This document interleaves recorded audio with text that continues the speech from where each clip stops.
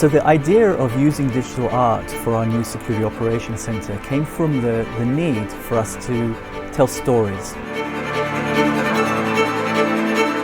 Creative Labs understood very quickly what we actually do here, what is our core business, and they found a very creative way to translate cyber threats to digital art.